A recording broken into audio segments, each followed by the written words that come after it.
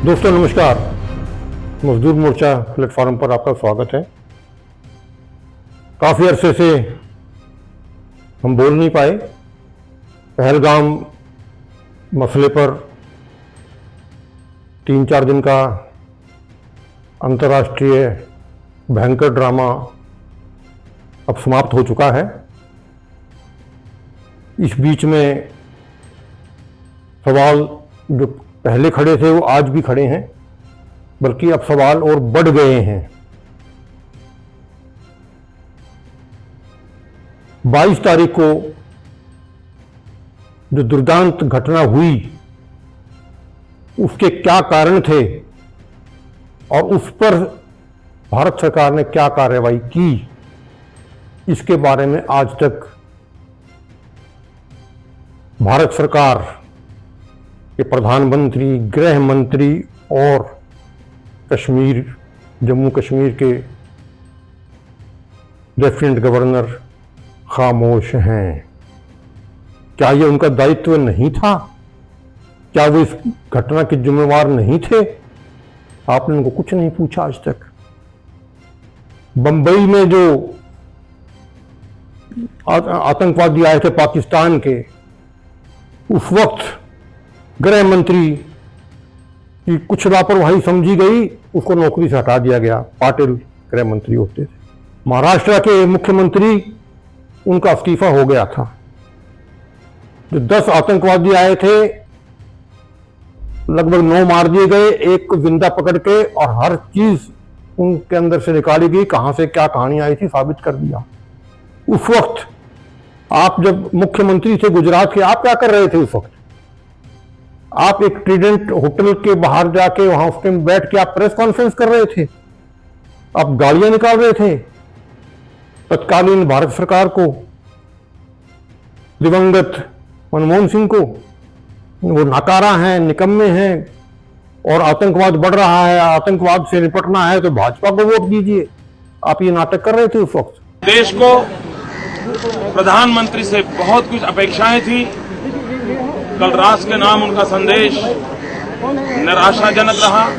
उसी वक्त आपके बड़े पूजनीय नेताजी एल.के. आडवाणी साहब भी यही कुछ कर रहे थे।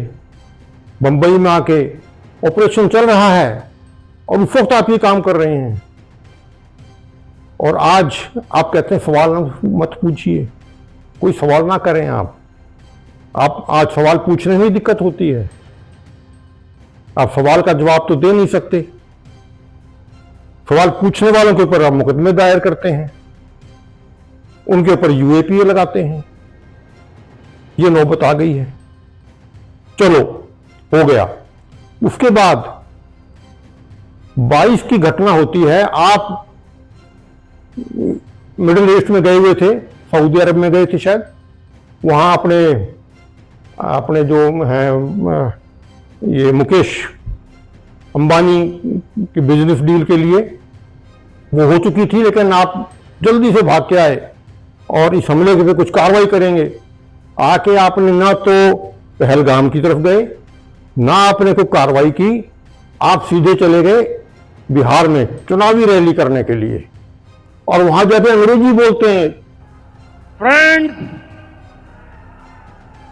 Today from the soil of Bihar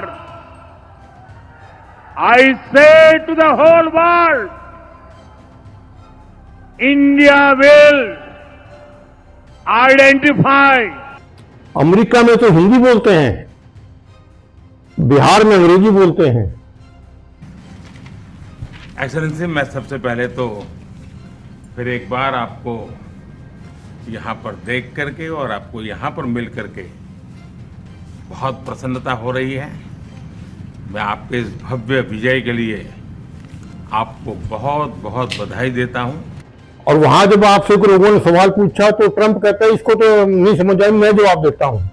वहां तो आपकी हालत ये थी, और बिहार में अंग्रेजी बोलते हैं। उसके बाद आप बंबई चले गए, 9 घंटे नाचने गाने वालों के बीच में आप मौज करते रहे।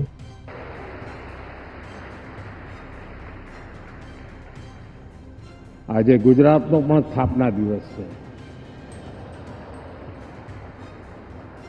उनके नाच गाने में आपको 9 घंटे की फुर्सत थी।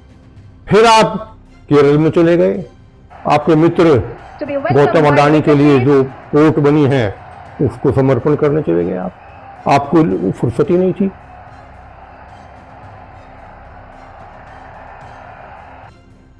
सर्वदलीय मीटिंग 2 बार हो चुकी, आपको आने की फुर्सत नहीं थी। फुर्सत क्या थी? आपको सामना करने की हिम्मत नहीं थी। आप देश को संबोधित नहीं कर सके। आपको पता था अगर जब 20 आदमी बैठे हुए, 30 आदमी बैठे हुए सर्वदलीय, आप किसी सवाल का जवाब देने की स्थिति में नहीं थे। उसके बावजूद विपक्ष ने आप पे कोई सवाल नहीं किया।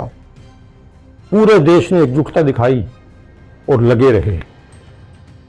यह एक बड़ा सवाल होता है कि आपने 6-7 तारीख की रात को ये कार्रवाई का ड्रामा किया। मेरा सवाल यह है कि आपने इतने दिन क्यों लगाए? दुर्घटना हो गई, वारदात जबरदस्त जघन्य हो गई। आपका रवैया यह है कि अगर घटना हो गई, दुर्घटना हो गई, तो आप पहले तो जाएंगे थाने में, वाशिंगटन, जहां का एसएचओ ट्रंप है, उसको बताएंगे कि हमें पीट गए। ओ कोई नहीं, रुक जाओ, देखते हैं, करेंगे हल। उसने कह दिया कोई नहीं, अभी बताता हूं। उधर उनको भी कह दिया भाई कोई नहीं, उनके आदमी मरे हैं तो ये कुछ करेंगे, थोड़ा बहुत 2-4 फुलझड़ियां छोड़ेंगे, फिर 2-4 तुम छोड़ देना, और उसके बाद मामला रफा दफा मैं करा दूंगा, चिंता ना करो। वहां से जब मिल गया तब आपने अपना ये कार्यक्रम शुरू किया। 12 दिन आपको मिल गए, 14 दिन आपको मिल गए। इतने दिनों में जो अड्डे थे वो कोई आपने अड्डे ढूंढे नहीं। इन दिनों में अड्डे आप खुद कह रहे हो 20-30 साल से आपकी निगाह में है। आप पुलवामा के वक्त भी अड्डे नष्ट करके आए थे, तब भी आपने सर्जिकल स्ट्राइक करी थी। उसके बाद उससे पहले भी कर चुके हो। तो आपने इतने दिन का समय दे दिया, 22 से और 7 तारीख तक आपने समय दे दिया। तो वो बैठे थोड़ी रहेंगे अड्डों के अंदर। वो सब दाएं बाएं अपने होके, असली बड़े बड़े तो निकल गए, जो छोटे मोटे बच्चे खुचे लोग थे वो मारे गए। रही बात वहां की आर्मी की, वो आर्मी तो अजीब किस्म की आर्मी है। कहावत है कि जैसे किसी देश के पास आर्मी होती है, वहां आर्मी के पास एक देश है। भारत के पास आर्मी है, वहां आर्मी के पास एक देश है, और वो देश की आम जनता अपनी आर्मी से बहुत दुखी है। ये मेरा व्यक्तिगत अनुभव है। मुझे 2 बार पाकिस्तान जाने का मौका मिला है। वहां के लोगों से जो मैंने बातें की, उनका ये कहना था वो सानू तो खा गई फौज तो मुल्ले, सानू खा गई फौज तो मुल्ले। जो बजट होता है उसका 50% तो फौज खा जाती है और 50% डेट सर्विस में चला जाता है, जो कर्जे ले रखे हैं। उसके बाद फिर कर्जे लेते हैं, उसका कुछ 54 जो है वो थोड़ा बहुत ही इधर लगा देते हैं। बाकी हालत बड़ी खराब आर्मी ने वहां की कर रखी है। वहां की पब्लिक कोई आर्मी को ज्यादा पसंद नहीं करती।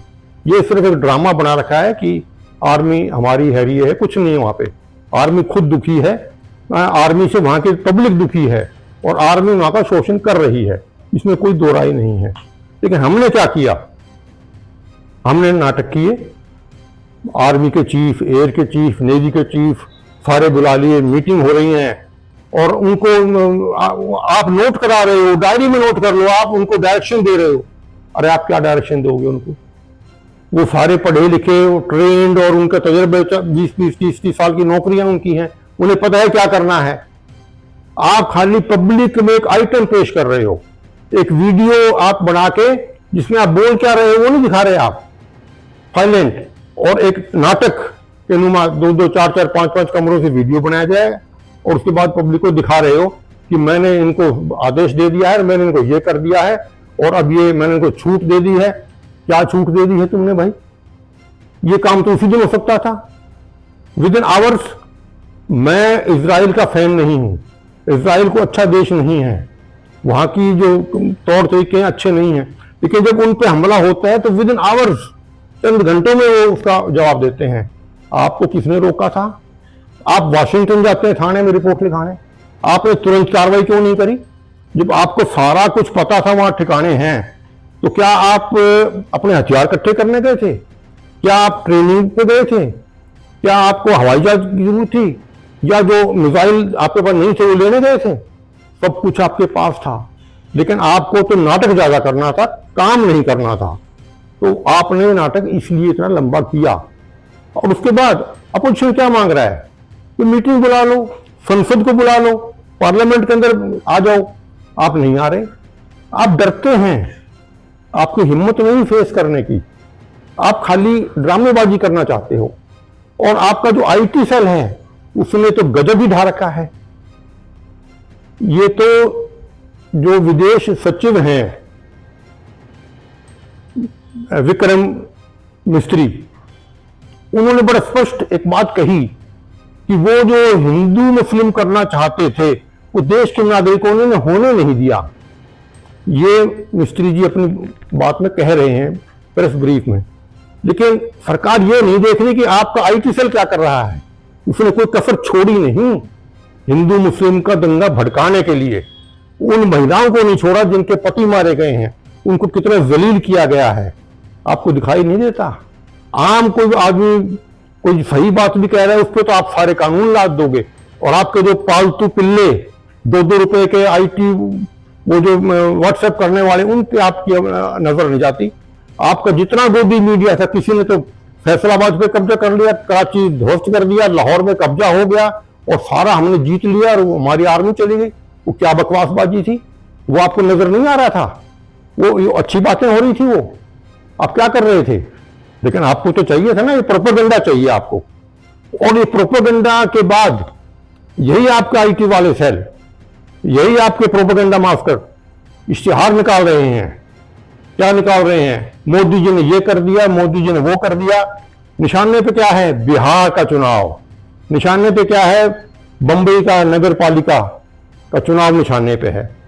एक पोस्टर में तो आपको आप बगल में हेलमेट दबाए पायलट, फाइटर पायलट की वर्दी पहने जा रहे हैं, जैसे खुद ही आप हवाई जहाज लेकर आप ही हमला करके आए हो। वो पोस्टर दिखाए जा रहे हैं पब्लिक को।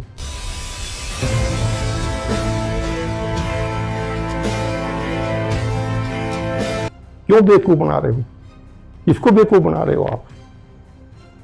अपोजिशन को तो कहते हैं आप चुप रहो, आप एक हो जाओ, देश एक है। और सबने एकता दिखाई भी, किसी ने आपकी कारकर्दगी पे कोई सवाल नहीं उठाया। लेकिन आपने क्या किया? आपने घटिया तरीन राजनीति का प्रदर्शन किया। उस विदेश सचिव के घर तक पहुंच गए आपके ये टटुए जो हैं, ये 2-2 कौड़ी के जो आईटी सेल वाले हैं, उनकी बीवी और उनकी पत्नी के बारे में क्या क्या नहीं बकवास करी इन लोगों ने। आपने क्या किया? आपने कुछ नहीं किया, क्योंकि आपके पालतू पप्पू हैं। तो इस तरह आप देश को किस तरह से गुमराह कर रहे हैं। और अब आप जाके 22 की घटना के बाद अब 12 तारीख को आप बुद्ध पूर्णिमा के दिन आपकी हिम्मत हुई कुछ बोल पाने की। अब सवाल आया कि ये सीज फायर कैसे हो गई? वार तो डिक्लेयर ही नहीं हुई। जब वार डिक्लेयर नहीं हुई तो सीज फायर कैसे हो गया? बड़ी अजीब बात है। और सीज फायर करने वाला कौन है? पाकिस्तान का डीजीएमओ 3:30 बजे के करीब हमारे डीजीएमओ को फोन कर रहा है। लेफ्टिनेंट जनरल रैंक का होता है डायरेक्टर जनरल मिलिट्री ऑपरेशंस। इस लेवल पे होती हैं कभी बातें। उसके बाद पोल खुल के आती है, ट्रंप कहते हैं मैंने उनका करा दिया है सीज फायर। ट्रंप कौन होता है? ट्रंप के पास तो पहले भी गए थे। ट्रंप ने कह दिया ये तुम तो लड़ते रहते हो 1000-1500 साल, 1000 साल 1500 साल की बात कर रहा है ट्रंप। उसे यही नहीं पता कि 1000 साल पहले क्या था, 1500 साल पहले क्या था। मतलब इतना नालायकी की बातें जो ट्रंप करता है, मैं उसकी डिटेल में नहीं जाना चाहता, जिस तरह से वो कह रहा है। और फिर कहते मैंने सीज फायर करा दिया। भाई तू कौन होता है सीज फायर कराने वाला? तेरा मतलब क्या था? हम हमारे तो एक तरफ से कहीं तो फैसलाबाद चले गए हैं, कहीं लाहौर, कहीं कराची पहुंच गए हैं और पीओके लेके आएंगे। ये जो अभी चुनाव हुआ है 24 में, इसमें तो हमारे जो योगी बाबा कहते हैं तो 6 महीने में हम पीओके ले आएंगे। पीओके तो जाने की तुम्हारी हिम्मत भी नहीं पड़ी, एक कदम भी अंदर नहीं जा सके। खाली ड्रामेबाजी, नौटंकी करने के अलावा कुछ है नहीं। तो यही आप काम कर रहे हैं। अब एक और चीज आ गई है जो ज्यादा खतरनाक है। अब वो ट्रंप जो पहले कहता था कि मैं कश्मीर पे मध्यस्थता करा दूं, जब तो पूछ रहा था और मना कर दिया गया था कि नहीं, अब कहता है कि मैं कराऊंगा। अब तो साफ ही कह दे कश्मीर का मसला भी सुलझा दूंगा। आपकी तरफ से तो कोई जवाब ही नहीं आ रहा। आपने उस पर कुछ टिप्पणी करने की जरूरत नहीं समझी। आप उसके सामने बोल नहीं सकते। क्यों? आप लोगों की गर्दन फंसी हुई है वहां। आपका प्रिय परम मित्र वहां मुकदमे में फंसा हुआ है। उनके होते हुए, उनके जाल में फंसे होने की वजह से आपकी कोई हिम्मत नहीं है कि ट्रंप के सामने आप बोल भी जाएं। अपने यहां आपको बुला के जिस तरह से बेइज्जत किया गया था पिछले दिनों जब आप अमेरिका में गए थे, ऐसी बेइज्जती कभी हुई नहीं थी।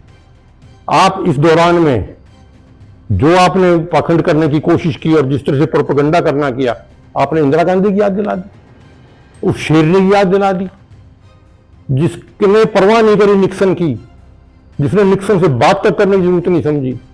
7वां बेड़ा आने के 7वां बेड़ा भी देख लेंगे हम, 8वां भी भेज देना। और वो इतिहास रच दिया, भूगोल बदल दिया अगली ने। तुम्हारे पल्ले क्या है? तुम्हारी औकात क्या है? तुम कुछ करने के लायक नहीं। 3 दिन में ही लंबे लेट गए। उसने कहा था भाई शुरू में हमारा यही था 2-4 दिन का है, कुछ फुलझड़ी तुम छोड़ देना, कुछ ये छोड़ देंगे, दोनों का जो है बवाल निकल लेगा, कहानी ठीक हो जाएगी। तो ये सारा काम है आप लोगों का। तो इसके दम पे कूद रहे हो। तो एक और अंतर्राष्ट्रीय बात गौर करने वाली है। विश्व गुरु का डंका पूरी दुनिया में बज रहा था। डंके में आपके साथ कोई आके खड़ा हुआ? उनके साथ तो तुर्किया का वारशिप आके खड़ा हो गया कराची पोर्ट में। चाइना आके खड़ा हो गया उनके लिए। अमेरिका ने तो अपना बिल्कुल दिखाई दिया कि उसका तो पालतू पप्पू ये है। और तुम्हारा पूरा जोर लगाने के बावजूद उसने 8500 करोड़ रुपए IMF से दे भी दिए। ये 8500 करोड़ रुपए डॉलर वॉलर में कितना है वो एक अलग है, और 1200 करोड़ रुपए और देने का वादा उसने कर रखा है। तो आपने जोर लगा लिया, आपकी तो कुछ चल ही नहीं कहीं पे। उसने लड़ाई भी लड़ ली, आप हमारे साथ हमारी ऐसी तैसी भी कर ली, और उनके भी आप मारा है आदमी, कोई बात नहीं, हमारे भी तो मर लिए। आपने हिसाब क्या किया? मैं उनको ढूंढ ढूंढ के मारूंगा, मैं उनको ऐसी इबरतनाक सजा दूंगा कि वो याद रखेंगे। किसको ढूंढ के लाया आप? किसको आपने सजा दे दी? जितने उनके मर लिए उतने हमारे मर लिए। अब वो क्लेम करते हैं कि हमने इनके इतने राफेल मार दिए। आपने तो डिनाई भी नहीं किया। वो सच्चे वो भी नहीं है। मैं नहीं कह रहा वो सच बोलते हैं, सच हमने भी नहीं बोला, हकीकत हम भी नहीं बता पा रहे। ये तो अंतरराष्ट्रीय प्रेस हैं, कहीं टेलीग्राफ, कहीं गार्डियन, कहीं और अंतरराष्ट्रीय जो एजेंसी हैं वो बता रही हैं किस तरह चाइना ने किस तरह से इसमें दखल दिया, किस तरह से ये एक इनविजिबल जाल बनाया जिसमें हमारे राफेल फंसे। इस तरह की बातें वो कह रहे हैं, आप उनका खंडन भी नहीं कर पा रहे। तो ये है क्या? आपने क्या कमाया इसके अंदर? आपने क्या क्या किया? आपकी क्या अचीवमेंट है? आखिर कब तक बेवकूफ बनाओगे आप? जनता है, सब जानती है। बहुत देर तक काठ की हांडी जो है ना चूल्हे पे नहीं टिका करती। आपकी जो है ये बहुत झूठ का व्यापार बहुत चल चुका है। अब और चलने की गुंजाइश हमको तो नजर आती नहीं। धन्यवाद स्वाति।